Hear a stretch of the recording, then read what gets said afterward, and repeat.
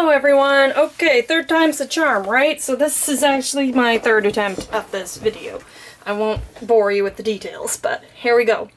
This is my DIY watercolor travel palette. So, I know I've seen lots of places. This is not a new idea. This is not my idea for the travel tin. However, I did think of something that I added to mine, which I think is unique, and so I thought I'd film this video to share that with you all. So this is my little mint tin. These are my extra watercolors that I've accumulated through art snacks and other subscriptions and sale buys, and this is some watercolor paper that I cut down to fit the tin. I adhered it with some repositionable adhesive and tried to label my colors here. And with my little half pans, some of them I put poster putty on the back of, and some of them I actually super glued like a little thin magnet to, so they don't move around, which is awesome, and I love that. So, fold it up. It looks like this. Uh-oh, I forgot that I do have some wet paint on there. Oh, I think it's fine. Now, the thing I added, you might notice, is this little palette here on the edge. I was just checking to see that I'm still in frame. So, what I did is I took some scrap watercolor paper, and I have a little laminator, but you could do it with, what do you call that, packing tape, if you don't have a laminator, especially this small size. So, you can see this is the 2.3 by 3.7 inch pouches that I happen to have, and they're great for this little size. They fit it perfectly, and I just trim off a little bit of excess. I made this a little bit smaller than this size that fits in the lid because I want it to nest inside here. Now, when I originally did this, I laminated the white watercolor paper, white-ish, and I taped it to the edge of my tin with this 3M surgical tape. You can use any low-tack type tape, washi tape, masking tape, whatever works. I have this that I use to adhere dies and stencils, so that's what I used. And then I wanted to be able to get it out easily and not have trouble, so I added a little tab with the tape.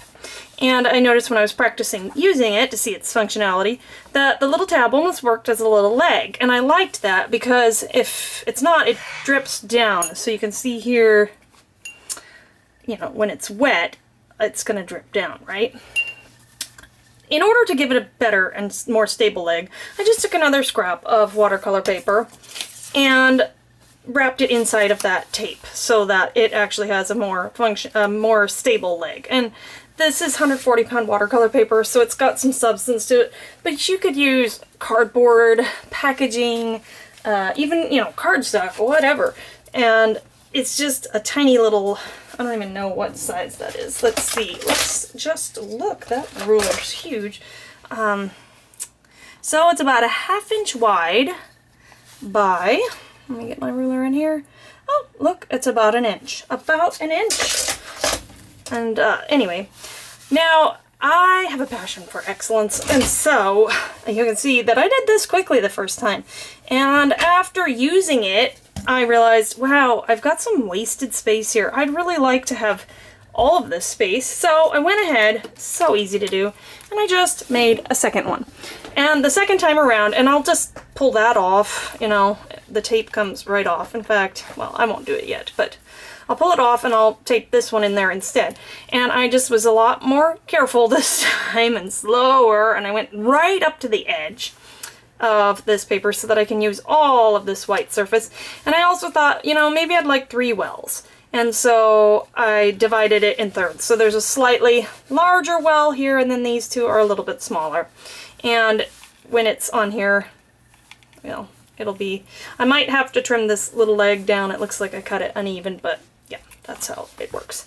And so I mixed, for this color, if you're interested to know, I mixed this ultramarine blue light. It's a De La Rowney color that I recently, if you saw my latest unboxing with art snacks, that is where it came from. And this is the yellow, the cadmium yellow deep hue that I got, and I mixed those two together to make this lovely green and was playing around. And this is also, this Grumbacher watercolor paper also came in a an Art Snacks box a while ago. Or maybe it came in that one. I don't remember. No, I think we got some better watercolor in the most recent one, but it came in an Art Snacks box as well. And then this color here is also the Ultramarine Blue Light by Daler Rowney. But in order to get this lovely purple, I added some Reeves Rose Madden.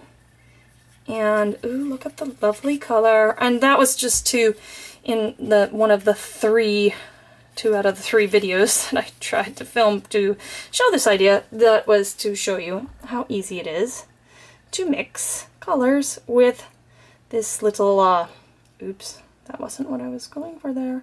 With this little watercolor mixing palette that can fit onto our handy DIY watercolor palette, mint tin, whatever you want to call it. So, the other idea, bonus idea that I'd like to share is travel watercolor mixing palettes. I've got a couple ideas here.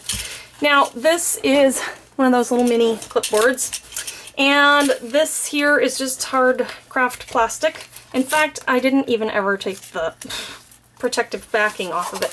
And I brought this on my most recent little weekend trip and was using it at the beach and to watercolor. And the reason there's this white, watercolor behind is so that I can see the colors in a more true fashion instead of against this brown. And that works great. And in fact, a couple people really liked that idea. And I liked that it has this board, so it was handy to hold. Another idea that I have used for watercolor on the go, or even with like Tombow markers and mixing them with water, any kind of medium like that. This is just a piece of note paper that I have also laminated. I like pretty things, and so I've liked using that, and this takes up no space, hardly, in your travel, so you can have a couple of them. Here's another one I just did, and this is a 6x6 from a 6x6 paper pad. I'm not gonna mix things on this side, but I just like the pretty color. This side is white, so I'd use this, and then, I just like to see this paper. I love this paper, so that's why I did it on this one. And again, it does not take up a lot of space. So you need your glue gun. Oops, is that still? Nope, that's dry, thankfully. And the laminating or the, packing tape. And you can make yourself a great little watercolor palette. And I love the colors that I was able to get with these. So I'm really excited about this, and I wanted to share it so that you all can do that. If you've already made yourself a little DIY watercolor palette, this is so easy. Go ahead and add your little mixing palette onto it, and I hope you can get some use out of that idea as well. So thanks for letting me share today, and have a wonderful and crafty day. Bye!